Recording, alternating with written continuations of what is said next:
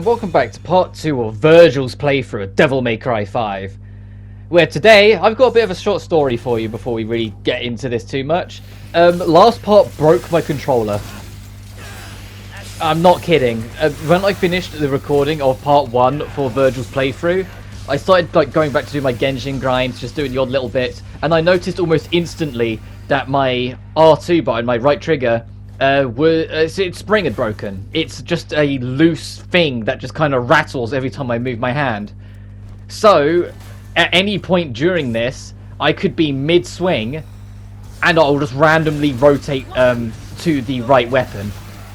So if there's ever a point where you see me double swap a weapon almost instantly, it's because the trigger doesn't have any pressure, so it's double reading inputs. Or alternatively, if I'm in mid-combo and I change weapon at a really weird and inconvenient time, it's also because the controller's just that loose and it's causing me hassle. So I'm probably gonna end up getting hit a lot more because I'm gonna be trying to compensate. Look, that right then, it happened there. I only pressed it once. I wanted Beowulf out, but we got this now. But so get used to it, because you're gonna probably see me like get hit a lot more now. It's gonna throw off my concentration a lot. That I won't have the level of consistency I want to get what I want, just because the trigger's loose. But I'm not gonna order a new controller yet. I want to see if I can sort out getting a replacement for free. But like reading like the guarantee and the terms of agreements from Sony, they have an extremely archaic way of handling this shit. So what I'm tempted to do is give it to my next paycheck, which is a little way yet, buy a new controller, and then whilst I've got the new controller, then send the old one off, like to hopefully get it checked and replaced. So I'm not going to say, oh, maybe a repairman can do it. No, just fucking replace it. I'll just rotate 2 controllers until Sony either gets sued hard enough to fix the problem, or people complain loud enough to fix the problem, whichever happens sooner. Because it's the same with the Switch controllers. It's starting to become an annoying trend of newer controllers just launching with faults. The Switch controllers had it with all their drift, and now the PlayStation controllers also have drift. Well, I haven't hit that yet, but I know it's coming. Because I do play quite aggressive, especially, you know, Devil May Cry is a naturally aggressive game. You are quite, and in terms of what you do with your controller, it's quite aggressive. But yeah, R2 snapped, the spring's just gone. And it's apparently that's a common occurrence as well from the research I did, that the triggers just go after a while. And when you consider the fact that I only got my PSI at the start of the month, the fact that this controller lasted, you know, that long, that was it, and it just snapped. Yet my PlayStation 2 controller that I've had since like 2004 has never drifted, has never had problems, has never broke a button, and is still working as good as it did on day 1. Ow. But anyway, that's the story of another time. We've got the adventures of LDK, and to be honest, as Vergil, these enemies become 10 times more annoying. Like, if you're used to fighting them as Nero, fighting them as any other character is so fucking frustrating. Because they're a threat anytime they're on the ground, because they're a nightmare to stun. Like, trying to get them to stun when they're on the ground, they will armor through so much and just whack you anyway, making them really frustrating to deal with. But the moment you get them in the air, they have absolutely no way of escaping you. Nero can just yank them. You can just jump up, bring them to you, end of discussion, that's it, they're done for. You can't do that as anyone else. So you have to put up with the fact that they can be really frustrating, which is why I was getting bonked around there. But as a whole, I'd say the enemy conversion to going to Vergil is a lot better in this game than the enemy conversion to Vergil's playset was in previous Devil May Cries. And what I mean is that in Devil May Cry 3, for instance, the enemies were all built around Dante's strengths and weaknesses. So when you played as Vergil, you know, not Dante, some enemies became far more annoying to deal with, whilst other enemies became a goddamn joke to deal with because of balancing issues, because Vergil, you know, has a different moveset. And although not to the same level, it could also be felt to an extent in 4 Special Edition, where all the enemies were balanced around Nero and Dante, and now suddenly you had Lady, who only had deep ranged options were decent. You had Trish, which was just... Trish is not great. I'm sorry, Trish fans, but Trish is, like, in my opinion, the weakest Devil May Cry character to play as. And that, like, not counting her 2 version, because the 2 version is just DMC1. Did you like DMC1? You can play DMC1 again. But in DBZ4 SE, like, her playstyle they did for that is just the least interesting and the least effective. It just sucks.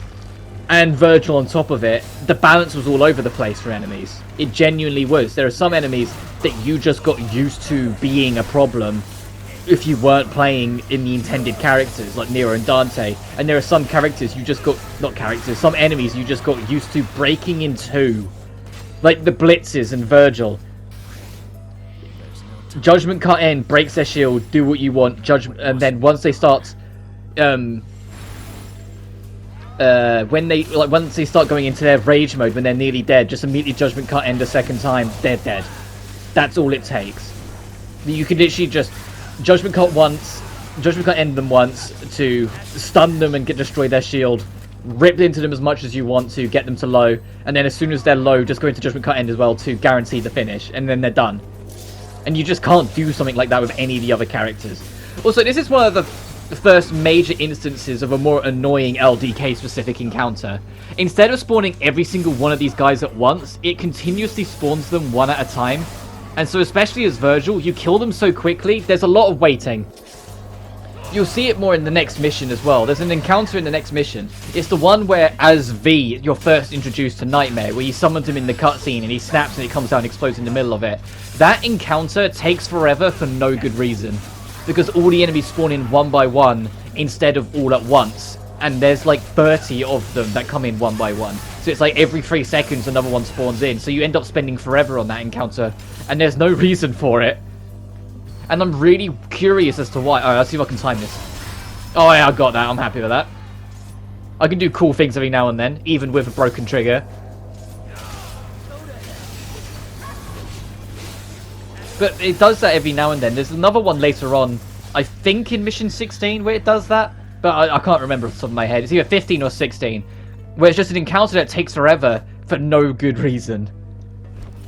And the only reason I criticize it is because off the top of my head, I can't think of any instance in 4's LDK where that happened. Where the fight got stalled out because they spawned in enemies one at a time later on instead of spawning them all in at once. And I understand with the severe, extravagant extras with the particle effects and whatnot, you risk tanking a lot of the game by having everything spawn in at once sometimes. And trust me, there's a couple encounters coming up where it's never not lagged, even on PS5 and Xbox Series X. It's too much for the game to handle, even so. I don't know if it's an optimization, well, it has to be an optimization thing because of the nature of the new machines and whatnot. But yeah, like there are some encounters later on which will lag slightly when we get to them in LDK. Just because there's too much going on, mostly with particle effects. Sort of like, you know, OG Ninja Gaiden 2, where it's like, it almost wears it as a badge of honor that the game can't consistently maintain 60 the moment shit kicks off. But we've got Artemis now, which is already half dead before I've even started addressing it. Get used to this. Like, this boss is already nearly dead. Look at that. Goodbye, Artemis. Ah, that would have been cool if that was enough to finish it, but it had just enough health. But it's dead now. It'll get worse when we get to some of these, I say two of these bosses. Needhog still sucks, even as Vergil. In fact, I think it highlights just how much the boss sucks when we get to it. But when we get to the horse, when we get to Guryan, when I can whistle, yeah, that just, yeah, Guryan baffled me how much you can rip that fight apart. You can make it so Guryan never moves and kill it. Because it's built for fighting at a distance and playing to V's strengths and weaknesses. So when you play as a character who isn't that, it doesn't stand a chance. But the thing is, the enemy placement is still based around the intended playthrough, not Vergil. And so these missions, they're gonna feel easier for the most part. Because of obviously they had to balance them around V and his problems to make it fair and balanced for him. And so there's still going to be moments where I get beat the crap out of. Like, I can imagine Mission 9 is still going to give me a bit of trouble because of just the velocity of enemies that they spawn. Like, the amount of Death Scissors and Knights that come into your way are just an absolute menace. There's so many of them. But as a whole, these missions are going to be the biggest cakewalk in the game for us. God damn it, I was trying to... You know what, never mind. It's not worth it. I was trying to break that red crystal as I ran past, and everything I did afterwards was just making more problems. But it's not this encounter, it's the very next one I was referring to, where instead of spawning everything in at once, it's like it spawns like a small group at first, but then everything else afterwards is one at a time, so the encounter takes forever for no good reason. Also, because of, once again, like, enemies have reduced health, but just have their Son of Sparta AI, even these behemoths die kind of quickly. Look how quickly that health's dropping. Like, you don't have to spend quite a while ripping into them like you do with, like you did when we were doing it as Nero, or even as V. Because this one's already dead, and I know it's because Vergil is like more broken than anything, so of course he rips more harder than anything. But still, that like it's weird seeing these extremely tanky enemies die so quickly. It'll be the same when we get to the Proto-Angelos.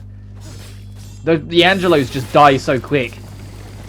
And when you're used to the fact that we had to treat it like mini boss fights every time one showed up in the main story, it's baffling.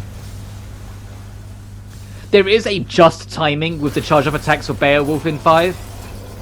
If you release the button, like on, it's very lenient to be fair. If you see the flash and let it go, there's still a good chance you'll be in time for it. But you'll hear a different sound effect and it will do more damage. But this is the encounter I was referring to, where at first it spawns a small group, but then afterwards, here specifically, like we kill this one, next one spawns, kill that one, there's the next one, killed that one, there's the next one, and it's like, just spawn them all for God's sake. Why are we doing this one at a time? And it's going to keep this up for longer than it has any right to. So I'm just standing here, like, with new punching bags joining the fray every time, because they're dying quicker than the next one can spawn. Then eventually the game gets the right idea and says, okay, the Reapers can spawn slightly to the left of the normal Imbusers. But then when we kill these, we have two singular spawns of different enemies coming, so they're not linked to one another. So it's like, I'm still getting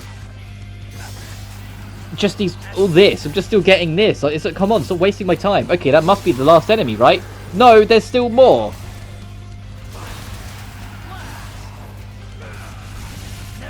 I love how much the Imbusers fucking chase you. Like, in my opinion, they're honestly the worst starting enemy in Devil May Cry history, and it's 100% to do with the lack of health. They're just punching bags that get sent flying the moment you touch them with anything. Like, the fact, like, I'm so happy that the derpy-ass Reapers came back, because they feel more like a traditional fodder enemy of Devil May Cry. Like, I'd even take back the Scarecrows, because at least the Scarecrows got pot shots on you every now and then. But these, like, basic Imbusers, I don't think they've ever really been a threat to me. Even in LDK, like, maybe one or two of them will catch me, but there's never been a situation where I've had to be wary of them. Even on, like, my first playthrough. Whilst in every other Devil May Cry game, even the basic enemies, if you're not prepared, or especially if you're new to Devil May Cry, will give you trouble. But you just don't get that in 5. Like, it's not like the marionettes in 1, it's not like the Reapers in 3, or the Scarecrows in 4. Or whatever the hell it was in 2, so I honestly can't remember. I've kind of blocked a lot of that game out of my memory already. But seeing that, I do need to go back to Devil May Cry 2 at some point. The only trophy I'm missing is Bloody Palace. I just could not be bothered to do it. When it was like, get the floor 9000, and you have to do it the old-fashioned way, and it has to load in every floor, and it's like it has to come up and tell you what floor you're on first before it spawns the enemies, and it's just like, yeah, you can tell this is the very first run of very first attempt at making Bloody Palace they had, because it's so janky. But saying that, I do miss the old Bloody Palace, and I was always hoped, if when they did DMC5, they'd make it a best of both worlds. I appreciate the scripted 101 floors of DMC4, because then they can make it more of a natural growth in challenge. They can control the growth in challenge and make it more direct to catch you out. But I did appreciate the random floors that you could go up either 10 floors at a... No, it was either 1 floor at a time, 10 floors at a time, or 100 floors at a time. But if you went up at 100 floors at a time, you got absolutely no benefit. If you went up 1 floor at a time, it gave you a slight health boost. And I think it was 10 floors, you got a slight Devil Trigger boost. So if you were struggling, you could sacrifice progression slightly for the sake of getting a pick-me-up. but it would randomize it, and then every 10 fights you would fight a boss, and it'd be randomized that. The only thing that was scripted is that floor 9999 would always be the final boss, and the difficulty would, like, the AI would be set ever so slightly higher than his DMD counterpart. So you had that final confrontation with Vergil that really felt like a final confrontation because of how much effort you had to make to work to it. And I loved that in 3. And I can imagine 2 has something similar where the final floor is just the final boss. But I never got that far. I got as far as like floor 3000 before I was just bored out of my goddamn mind and put it down. Because that's just the nature of it. It's just, literally just Devil May Cry 2 as a whole bores me. I'm glad I Let's Played it.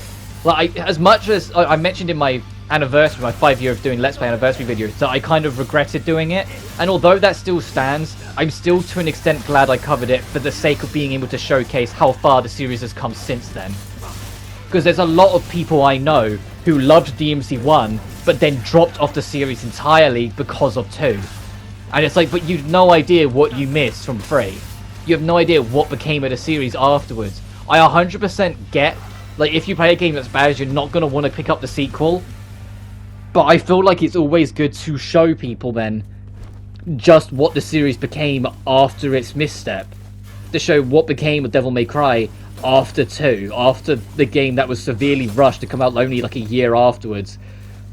Didn't really have a director for most of its lifespan until like the last gasp. And then it was a miracle that anything that really came together in that last gasp to make it functional.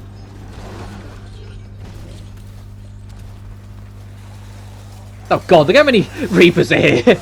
Sure, I'll fight you guys. Probably gonna...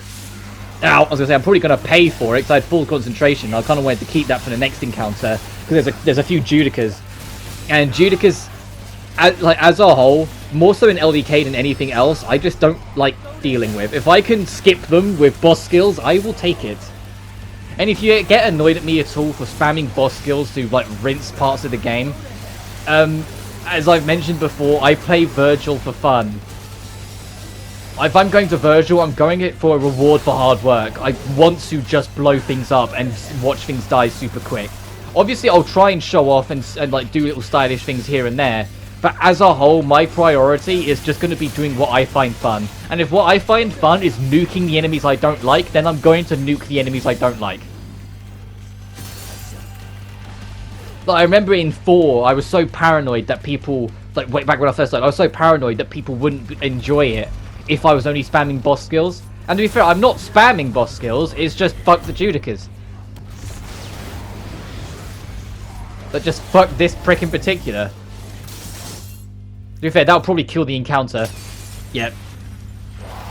I just don't enjoy fighting Judicas, especially on LDK, because they just warp around like nonces. And then you can be fighting something else, and then suddenly they're in your ass, and will just smack you for no good reason. Then the moment you try and counter them, they just bonk off your attack. Well, they'll block you and immediately counter, and sometimes they'll get armor frames, so they'll counter you through regardless. Yeah.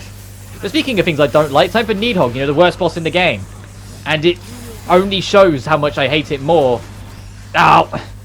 When you're fighting it like this, because the way the camera's fixed behind you, there's not much you can do to get good positioning for attacks and whatnot in this fight, and you have to kind of deal with all these extras whilst Needhog just sits around, otherwise Needhog will bugger off again, which, as I've said before, is just a cardinal sin. You shouldn't do that in action games. If you have your boss fuck off until you do something else, no. You should always be able to attack the enemy as long as you're skilled enough. Making it so they have to do X, Y, and Z beforehand before they get the right is just frustrating boss design. So you'll have to forgive me as I go out of my way to actively try and demolish this boss as soon as possible. I'm trying to build up Sin Devil Trigger, not only to unleash Sin Devil Trigger, so then when it brings back its buddies, I can just judgment cut them to hell. Because it's gonna come. Its buddies are coming back. Oh, here they go. But as you see, when you're in Sin Devil Trigger, everything that can be judgment cutted gets judgment cutted. The only thing that wasn't there is that one of them backed up enough that it wasn't technically his hitbox wasn't technically active. But because of that, I just got through all of them and got a lot of free damage because it also hit Needhog in the process. So we can wrap up this fight a lot sooner. And the most annoying and worst fight in the game is gone. I'd even put it right down there with the window in 4 and the attack dropper in 2 as just a boss I don't like, that I just think it's a complete waste of time. Needhog sucks. I just checked the recording time. We've got enough time. We can do another mission. We can do 3 missions this part as well. Don't get used to it. I probably won't be able to do 3 missions apart with Vergil every time because some of the later missions can be quite lengthy. It's one of my main playthroughs. Some missions, even though there were barely any cutscene bits, it was like 1 mission apart, just because they're long missions anyway. The boss rush is going to be fun. You know, with the reduced health on enemies, Son of Sparta, AI and whatnot, the boss rush is going to be fun because they have less health during the boss rush anyway. So I'm just going to... I can imagine none of them will really get to do much in that fight before we get to Malthus. I nearly said Malthus.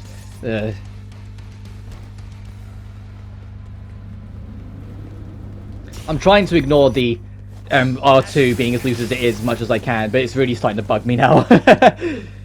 Like in that fight, like I don't know if you saw, I was being a lot stiffer in that one because it's starting to annoy me as I play. Yep, you don't need to. It also, forgive me for skipping all the environmental mini scenes. You've seen them all before. The only cutscenes I won't be skipping are the ones that are actually unique. And then now there goes that thing. Okay, can you break the thing for me? Because I don't want to go over there because you'll hit me. Because this thing always has a scripted animation of wobbling around for a while, then attacking to the side and hitting the root. So if you just wait on it, it'll do it for you. If you just try and jump in and break the root, you might be able to break it in time, but it's a good chance you'll take a smack for your trouble.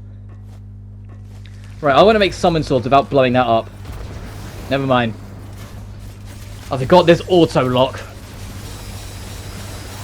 Oh, this is another encounter that's got Judicas that are kind of annoying. It spawns like 3 of them at the end of the fight. So I'm going to have to... Oh, come on.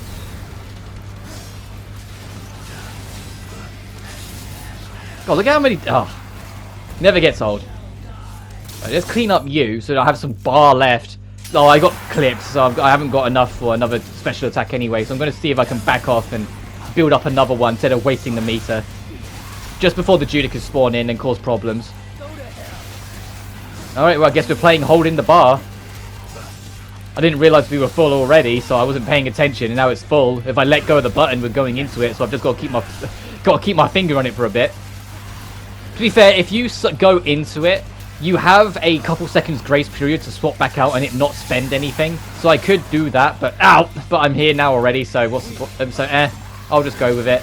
Sort of like Quad S, but more like just a universal thing where if you're just on the ball, rip it out, do something and then get rid of it, you can keep it. It's only with the ultimate attacks that you're sacrificing a solid bar for. This motherfucker tried to counter me off that. Alright, let's see if any of you come close. Alright, that would have got 2 of you, but you're too far, so just enjoy this.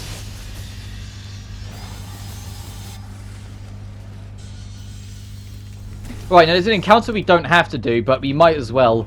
It's the one that Nightmare has to break the wall over here. Because you don't have Nightmare, every Nightmare wall is auto broken. So you can just go to them whenever you feel like.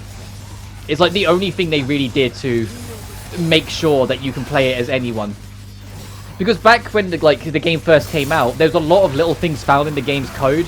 It was firstly there was Ladies' Night, which never came to be, which presumably was going to be a form of playable Lady and Trish on probably some kind of mini story or side thing. And then there was Divergence mode, which was the big one. Divergence mode was going to be the idea of you can play any character on any mission. So if you don't want to do V at all, you can just do Nero or something, or Dante or something, and drop the whole game. Which was badass as an idea, and everyone was like, oh, I can't wait for that to come out. You know, the thing that's in the coding and is definitely going to be there, for it to never happen. There's so much of this game that you could see clear as day in the coding that it was going to be intended and then never came to be. Which is why it's kind of frustrating when we get the bullshit from the devs at Capcom, where it's like everything we wanted to do with DMC5 is in the game. It's like, well, clearly no, because there's loads of trademarks, well, not trademarks, there's a lot of signatures of things that you wanted to do but didn't get to, probably because of budget constraints. Like a Ladies' Night DLC.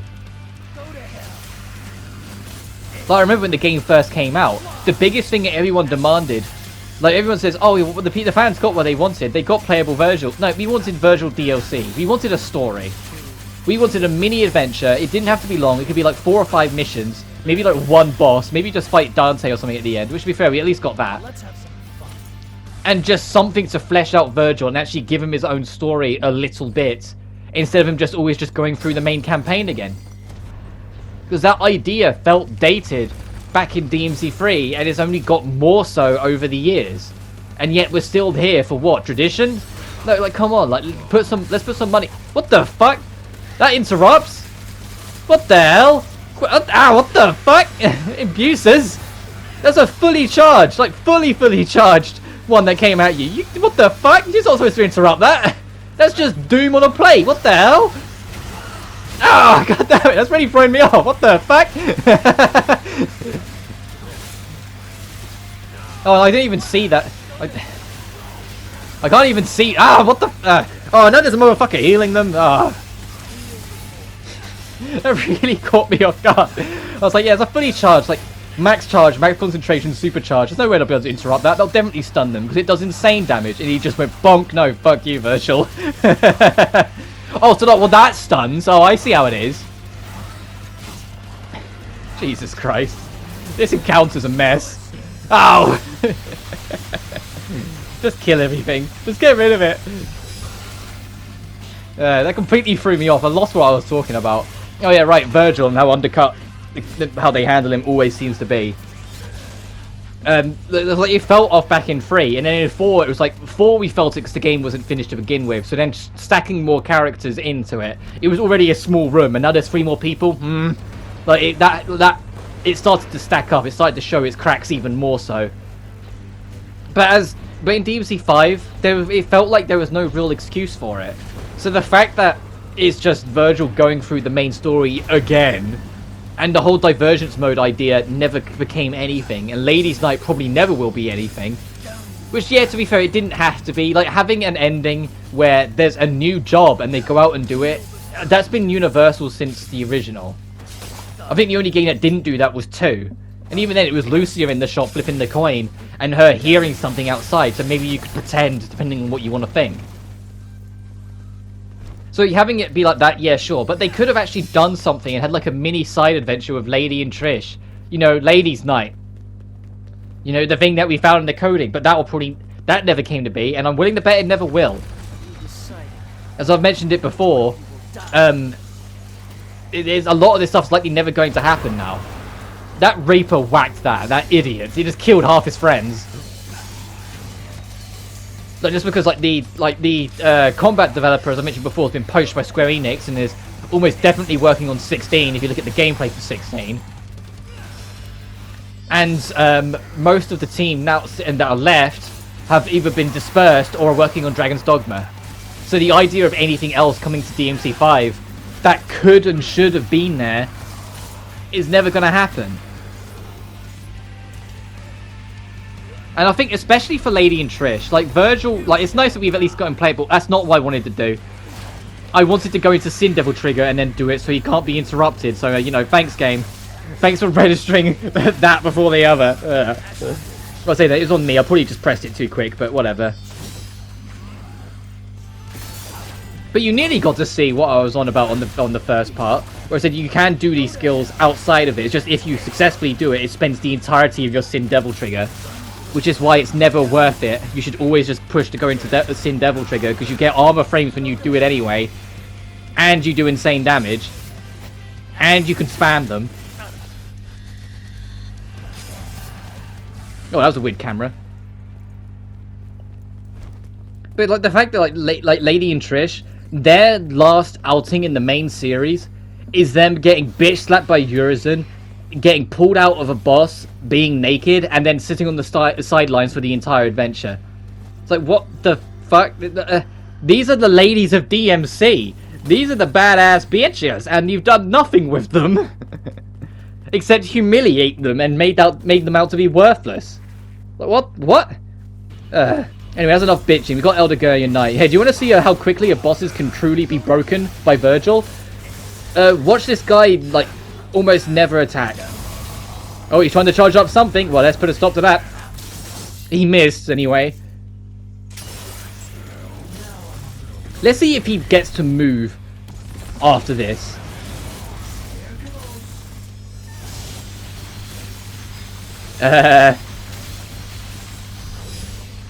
Oh, next strike will kill it, guaranteed, because it's in a stun state, so it'll do extra damage. This will kill it. It's not going to go anywhere. It's dead. Goodbye. That's what I mean. It didn't get to do anything. I just held it in place and rinsed it. Anyway, I'm going to wrap this up. Next time on Vergil's playthrough, we'll be taking the big boy. But until then, you guys take care now. Peace.